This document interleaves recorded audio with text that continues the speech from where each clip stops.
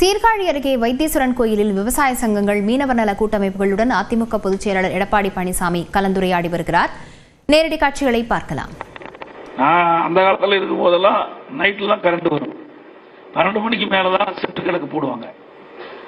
அப்பதான் அருகில் லைட்டை பிடிச்சிட்டு நம்ம மடம் மாதிரி தண்ணி கட்ட வேணும். கரும்பு தோட்டம் எப்படி இருக்குன்னு தெரியும். கொஞ்சம் முதிர்ச்சாயிட்டாலும் சாய்ந்து போயிடும். அதற்கு ஏற்றவாறு காத்தடிக்கிறதுக்கு முன்னே நல்லா தண்ணி அதிகமாக கட்டி அந்த வரப்பெல்லாம் வாய்க்கால் வழியா போற அளவுக்கு அதை வசதி பண்ணியிருந்தா தான் அந்த இரவு நேரத்தில் போய் அந்த கரும்பு தோட்டத்துக்கு தண்ணி பாய்ச்ச முடியும். அதனாலதான் கருத்தில் கொண்டு 24 மணி நேரம் மின் மோட்டார் இயக்கக்கூடிய ஒரு சூழ்நிலை உருவாக்க வேண்டும் என்று 1/4/2023 இந்த திட்டத்தை கொண்டாந்தோம். விவசாயிகள் துன்பப்படக்கூடாது என்ற ஒரு அடிப்படையில் தான் நான் முதலமைச்சராக வந்தபோது எந்த நிலைமையிலும் உங்களுக்கு நல்லா தெரியும். எந்த முதலமைச்சருக்கும் அப்படிப்பட்ட ஒரு கஷ்டம் இருக்காது. கடுமையான வறட்சி, பதவி ஏற்றோன்னா வறட்சி, இது ஒரு பக்கமா. அப்புறம் பிரச்சனை சந்திக்க வேண்டியது. எப்படி பிரச்சனை சந்திச்சு உங்களுக்கு தெரியும். 6 மாசம் இருப்பாரா, 3 மாசம் இருப்பாரா, 4 மாசம் இருப்பாரா, இதை ஆட்சி காப்பாத்துறது ஒரு பக்கம் வறட்சி, ஒரு பக்கம் இப்படிப்பட்ட பிரச்சனை. இந்த இடையில கூட மக்கள் துன்பப்படாம வறட்சி நிவாரணம் கொடுத்தோம். இன்னைக்கு பாதிக்கப்பட்ட விவசாயிகளுக்கு கணக்கிட்டு இருக்கின்ற அளவுக்கு அந்த காலகட்டத்தில் 2848 கோடி வறட்சி நிவாரணம் கொடுத்தோம். அதுக்கு பார்த்தீங்கன்னா கஜா புயல், நான் இந்த பகுதியில் வந்துட்டு போனேன், எல்லா பகுதியும் வந்துட்டு போனேன். எங்களுடைய அமைச்சர்கள் இங்கே 3 மாசம் தங்கி எங்க மின்சாரத்துறை ஊழியர் சொன்ன மாதிரி ஒரு ஆளு தண்ணிக்குள்ள போய் மின்கம்பத்தை நெட்டு அந்த கம்பியெல்லாம் இழுத்து தடைப்பட்ட மின்சாரத்தை முழுமையாக விவசாயிகளுக்கு கொடுத்தோம். டிரான்ஸ்பார்மர்லாம் போயிட்டுது, துணை மின் நிலையம் போயிட்டுது.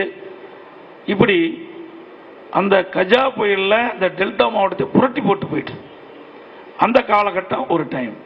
அதுக்கு பிறகு கொரோனா, அது ஒரு வருஷம். ஒரு வருமானம் இல்லை, ஒரு பைசா வருமானம் அரசாங்கத்துக்கு கிடையாது. ஏன்னா தொழிற்சாலைக்கு தான் வருமானம் வரும், கடை இருந்தால் தான் ஜிஎஸ்டி வரும்.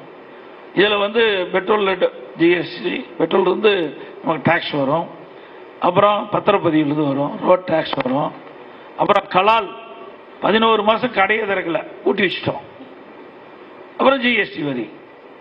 இப்படி எதிலையுமே வருவாயே கிடையாது. 40,000 கோடி கொரோனாவுக்கு செலவு. இந்த காலகட்டத்தில் கூட விவசாயிகளை பாதுகாக்க வேண்டும் என்ற அடிப்படையில் 12,110 கோடி கடனை தள்ளுபடி செஞ்சோம். மாண்பு அம்மா இருக்கின்ற பொழுது சுமார் ஒரு 5,800 கோடி கடன் தள்ளுபடி செஞ்சாங்க. ஆக எங்களுடைய நிலைமை சொல்றேன், அவ்வளவு கடினமான நிலையில கூட நம்முடைய விவசாயிகள் வாழ்வு மலர வேண்டும், விவசாயிகளுக்கு இடர்பாடுகள் களையப்பட வேண்டும் என்ற அடிப்படையில் அந்த பயிர் காப்பீட்டு திட்டம் இந்தியாவிலேயே சுமார் 12,000 கோடி நாம தான் வாங்கி கொடுத்தோம். விவசாயிகளுக்கு பயிர் காப்பீட்டு திட்டத்தின் மூலமாக இழப்பீட்டு தொகையை பெற்று தந்த அரசு நம்ம இந்தியாவிலேயே நாம தான். அதேபோல கடனும் அதிகமாக கொடுவாங்க. இயற்கை சீற்றத்தால், பேரிடரால், புயல் வெள்ளத்தால் நம்முடைய பயிர்கள் சேதமடைகின்ற பொழுது அந்த சேதத்தை மதிப்பிட்டு உடனுக்குடன் நிவாரண தொகை கொடுத்ததும் அதிமுக அரசு. அது ஒரு ஆண்டு என்று கருதுகிறேன். 2 முறை இழப்பீட்டு தொகை கொடுத்தோம் விவசாயிகளுக்கு. எஸ்டிஆர்எஃப் மாநில பேரிடர், தேசிய பேரிடர் 2 இருந்தது. அதெல்லாம் நாங்கள் கவனத்தில் எடுத்துக்கொள்ளாமல் விவசாயிகளுக்கு எந்த அளவுக்கு நிவாரணத்தை உயர்த்தி கொடுக்குமோ அந்த அளவுக்கு நிவாரணத்தை எல்லாம் உயர்த்தி கொடுத்தோம். ஆக அதிமுக ஆட்சி இருக்கின்ற வரை இப்படி கூட உர தட்டுப்பாடு எல்லாம் இருந்தது.